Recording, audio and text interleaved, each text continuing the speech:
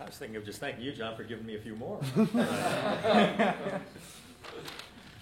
I actually have a couple of, I think, really heavy and important things, and then a couple of lesser things. Let me take one of the lesser ones, only because it's current.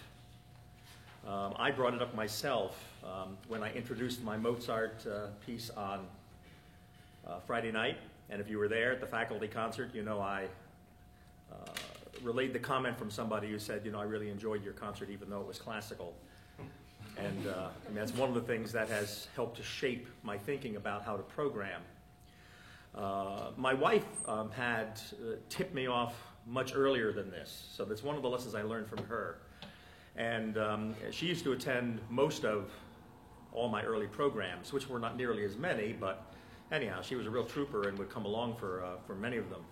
And I remember at one point we happened to be in the car, and on the radio, on the classical station, somebody was playing Triana, which is one of the pieces by Albéniz that I absolutely adore. I love Spanish music, and Granados and De Falla and Albéniz. And his Iberia, there are 12 pieces that are great, and Triana is the best of the lot, I think. And it's a real blockbuster, and I was thinking, this is a piece I've really got to learn. It's just, right at the top of my list. And when the piece finished on the radio, I asked my wife, what do you think? She said, it was nice.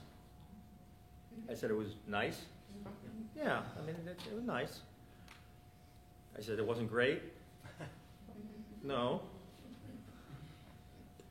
And as I thought about that in the days and weeks after, I thought, that's a piece that would have taken me a year and a half to learn.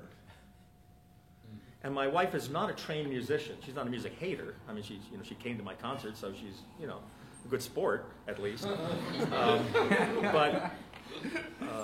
But if somebody who is kind of on my side, I thought, because she's my wife, and she knows this is a piece I'm really enjoying, and she says, it was all right, what is a casual listener in the audience going to think?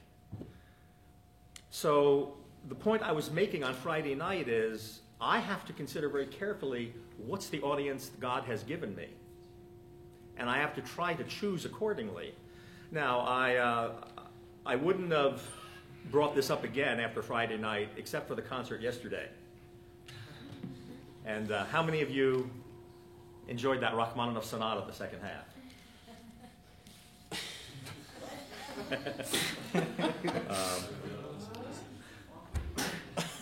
I found it an immensely enjoyable concert, and there were a couple people at halftime I had already warned about the Rachmaninoff coming up. I said, now, he wrote 2 sonatas. The second does get played a bit. I have a recording of the first one that was made like in the 50s for MGM Records, and I don't think it's been recorded until recently again. I've been going to piano concerts 50 I have never heard anybody program that piece. All right? It is a virtual catalog of every Rachmaninoff-ish technical kind of thing that you could, want to muster up. And it manages to roll along for over 30 minutes without one melody you can remember. Unlike Rachmaninoff at his best in the vocalese and things like that, or the second piano concerto where everybody wants to hum the melody. So for me as a pianist, it was an absolute delight to hear somebody of the level of proficiency of that lady playing that piece so incredibly well. But I can't imagine for somebody who's not a pianist, and for somebody who's just a general casual listener, how could you possibly slog through a half hour of that stuff? It's a dumb piece of music. It really is. That's why nobody plays it. So anyhow, I just thought it sort of came up in a lesson today when I asked one person how they enjoyed it, and I almost felt like they were apologizing for the fact that they thought they were kind of dozing off and kind of losing it in the Rachmaninoff. They weren't able to focus as well. So I spent time assuring them it wasn't your fault. Maybe it was. Maybe you didn't get enough sleep. But I mean, it was Rachmaninoff's fault, really. So anyhow, if that's the only lesson you get from this weekend, it's certainly one that's worth thinking about. And of course, I'm out of time, right? Yeah, okay. What I really wanted to talk about. Can you tell he used to be a preacher?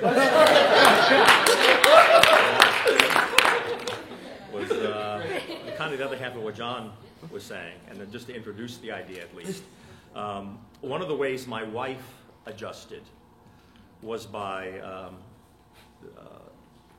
she's just her own independent contractor on some of these kinds of things.